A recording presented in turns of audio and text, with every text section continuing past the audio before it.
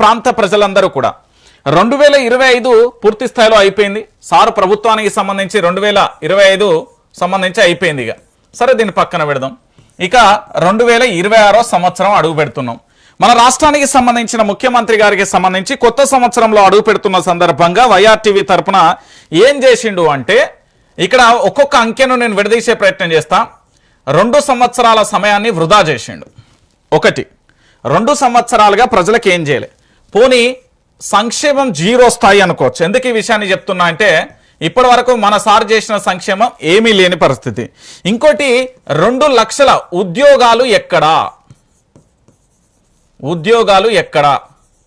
ఇక దాంతో పాటు 6 గ్యారంటీలు ఎక్కడ. గ్యారంటీలున్నాయి కదా మన రాష్ట్ర ముఖ్యమంత్రి గారికి సంబంధించి, పూర్తి స్థాయిలో కూడా ఈ గ్యారంటీలు ఎక్కడ అనే ప్రశ్న తావనెత్తుతున్న పరిస్థితి. కనుక గ్యారంటీలు ఎక్కడ, ఇది కాంగ్రెస్ పార్టీ ముఖ్యమంత్రి తెలంగాణ రాష్ట్రానికి సంబంధించిన యనుమల రేవంత్ రెడ్డి గారికి, అదేవిధంగా రాష్ట్రానికి సంబంధించిన మంత్రులు, కాంగ్రెస్ పార్టీ ఎమ్మెల్యేలు, ఎమ్మెల్సీలు, ప్రజాప్రతినిధులందరికీ కూడా ఇగో 2026 శుభాకాంక్షలు. ఎట్లా శుభాకాంక్షలు అంటే, 2 సంవత్సరాలు వృధా చేసిళ్ళు, 0% సంక్షేమం ఇచ్చిండు, 2 లక్షల ఉద్యోగాలు ఎక్కడ, మీ 6 గ్యారెంటీలు ఎక్కడ. ఇది 2026 యొక్క సూత్రం.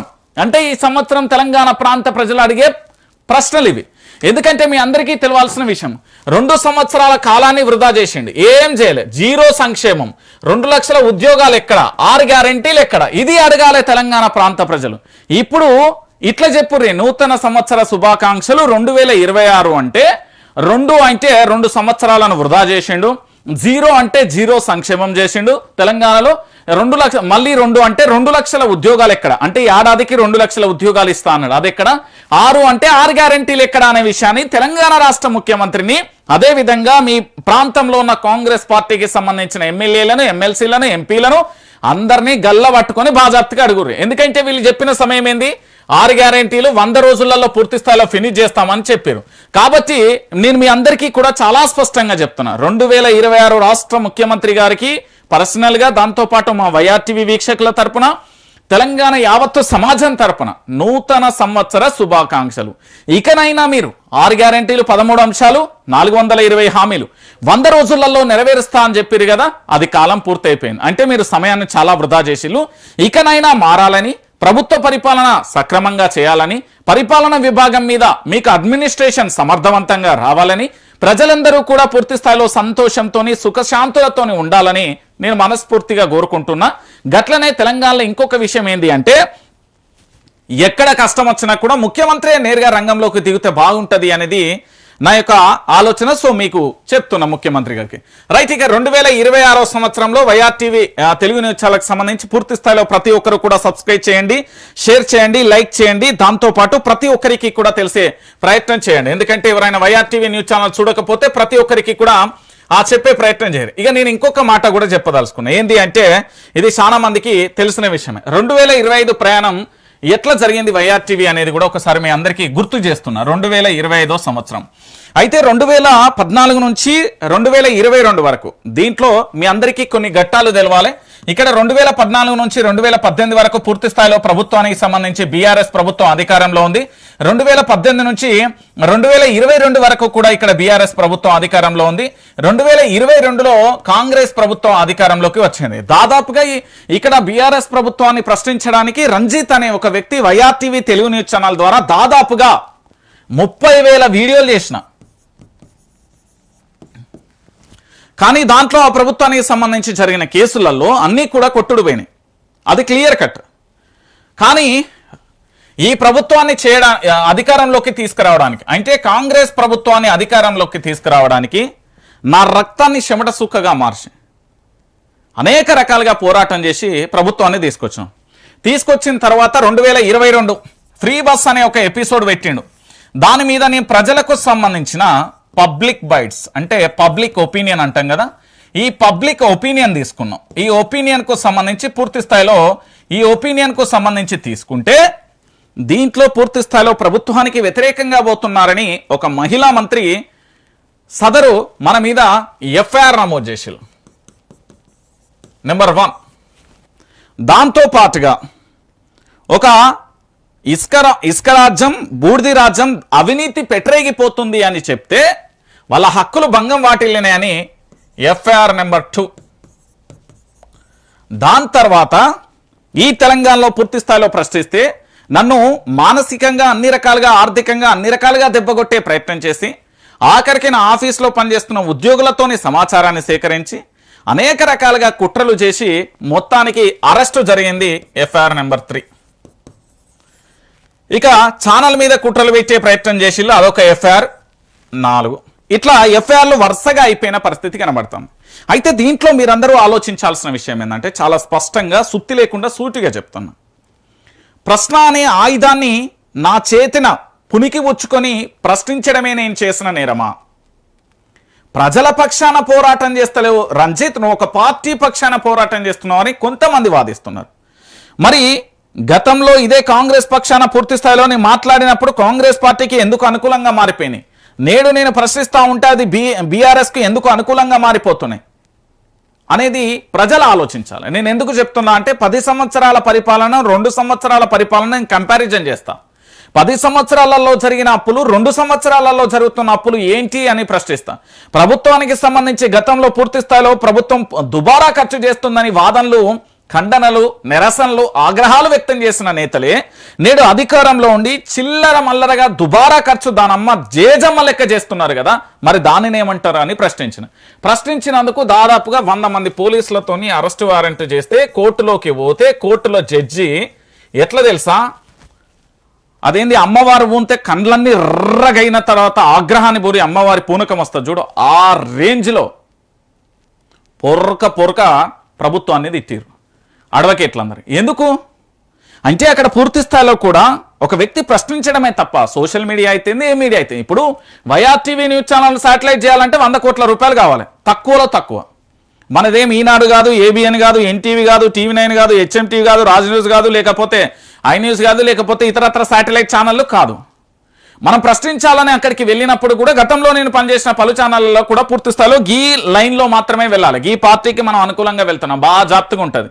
మనం అక్కడ స్వేచ్ఛాపూరితంగా మాట్లాడడానికి ఉండదు, మనం స్వేచ్ఛాపూరితంగా అడిగే మనకు ఆ రైట్స్ కూడా ఇవ్వని పరిస్థితి కనబడుతుంది. దాంట్లో భాగంగా వైఆర్టీవీ అనే యూట్యూబ్ ఛానలే కావచ్చు, కానీ ఒక రాష్ట్ర ప్రభుత్వాన్ని దించి ఇంకొక రాష్ట్ర ప్రభుత్వాన్ని అధికారంలో పెట్టి అధికారంలోకి వచ్చిన అనతి కాలంలోనే కేవలం 40 రోజులలో నేను మొదలుపెట్టిన తర్వాత YRTV Telugu news channel Ranjit అనే వ్యక్తి ప్రశ్నించిన మొదలుపెట్టిన తర్వాత మిగతా వాళ్ళు ప్రశ్నించారు. అప్పటిదాకా కాంగ్రెస్ ప్రభుత్వానికి రేవంత్ ప్రభుత్వానికి భయపడ్డోళ్ళే, నేను భయపడలే, బాధ్యతగా చెప్తున్నా, సుత్తి లేకుండా సూటిగా చెప్పే ప్రయత్నం చేస్తున్నా. సో 25లో ఒక్క ఎఫ్ఐఆర్ల గురించి ఒకసారి మనం చర్చించుకోవాలి. ఎందుకంటే చాలా వరకు జరిగిన పరిణామాలు కావచ్చు ఇతరత్ర, దాంట్లో కొన్ని కొట్టుడు పోయినాయి, కోర్టు కూడా సీరియస్ అయింది. దాంతోపాటు మా లీగల్ టీం కూడా చాలా పర్ఫెక్ట్గా పనిచేసింది, దాంట్లో ఎలాంటి డౌట్ లేదు. చాలా మంది మిత్రులు, అడ్వకేట్లు అందరూ కూడా సహకారం అందించారు. తెలంగాణ ప్రాంత ప్రజల సపోర్ట్ అయితే మెండుగా ఉన్న పరిస్థితి కనబడుతుంది. దాన్ని కొందరు నెగిటివ్గా తీసుకెళ్ళి, కొందరు పాజిటివ్గా తీసుకెళ్ళి, ఈ విషయాలన్నీ మనం పక్కన పెడదాం.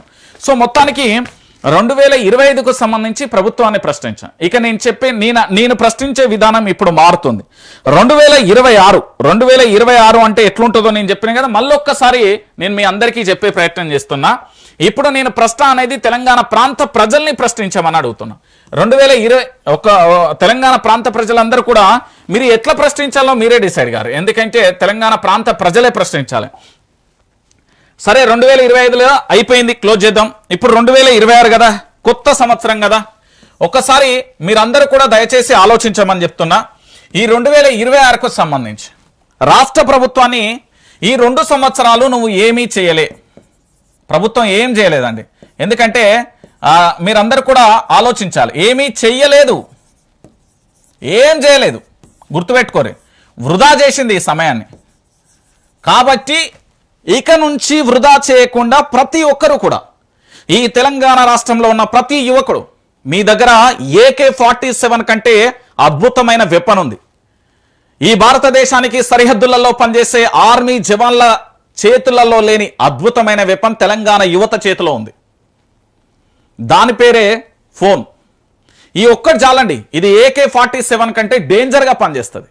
నేను మళ్ళీ చెప్తున్నా, మీరు మీ చుట్టూ జరుగుతున్న ప్రభుత్వానికి సంబంధించిన తప్పిదాలను వీడియోల రూపంలో పూర్తి స్థాయిలో తీసి మీ యొక్క వాట్సాప్ స్టేటస్, ఫేస్బుక్, ఇన్స్టా, యూట్యూబ్లలో పెట్టండి, గ్రూపులలో పెట్టండి. ఆ ఉద్యమం తారాస్థాయికి చేరుతుంది.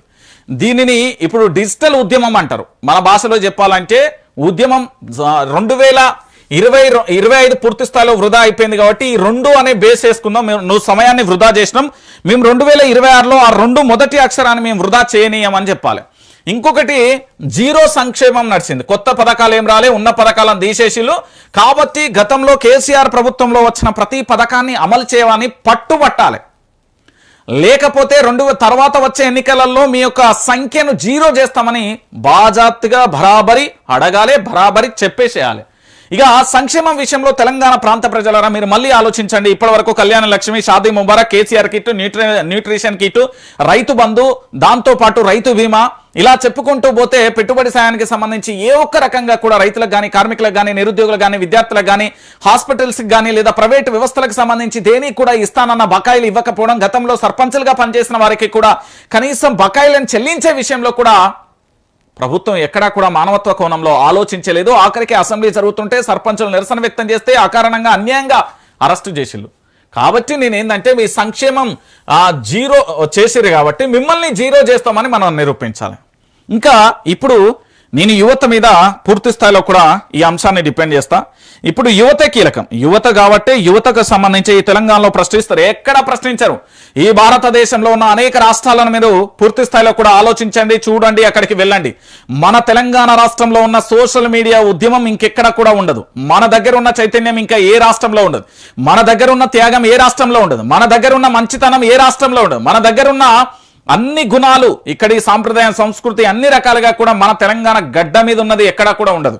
కాబట్టి నేనేమంటానంటే నిరుద్యోగులకు ఏడాదికి 2 లక్షల ఉద్యోగాలు ఇస్తా అన్నావు కదా, ఇవ్వలేదు. కాబట్టి ఇప్పుడు నెంబర్ 1 ముఖ్యమంత్రి ఎవరైతే ఉన్నారో యనుమల రేవంత్ రెడ్డిని దించేసి నెంబర్ 2ను పెడతామని అల్టిమేట్ మనం జారీ చేయాలి. 2 లక్షల ఉద్యోగాలు ఇక్కడ ఉద్యోగాలు ఇవ్వలే కాబట్టి ఇది ఒక ఉద్యమాన్ని మొదలు పెట్టాలి. ఉద్యోగాలు ఎక్కడ?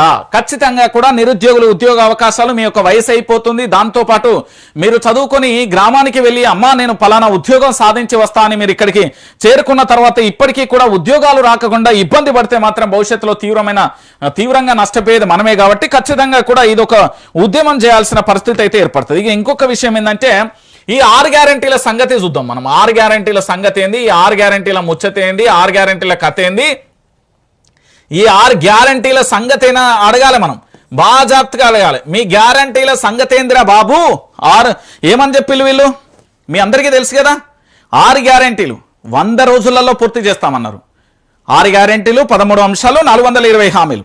మరి ఈ రోజు ఏమైపోయింది? మీ 6 గ్యారంటీల సంగతి ఏంది, మీ పంచాయతీ ఏంది అనేది మనం బాజాప్తుగా అడగాలి. తెలంగాణ ప్రాంత వ్యాప్తంగా ఉన్న ప్రతి ఒక్కరిని కూడా ప్రశ్నించాలి. ప్రశ్నించే తీరుగా మనం ముందుకు సావాలి. కాబట్టి 2006 ఉద్యమం మాత్రం తారాస్థాయిలో నడవాలి. తారాస్థాయిలో నడవాలంటే వైఆర్టీవీ తెలుగు న్యూస్ ఛానల్ మీ పక్షాన ఉంటుంది, మీకోసం ఉంటుంది, ప్రజల పక్షాన నిల్చుంటుంది.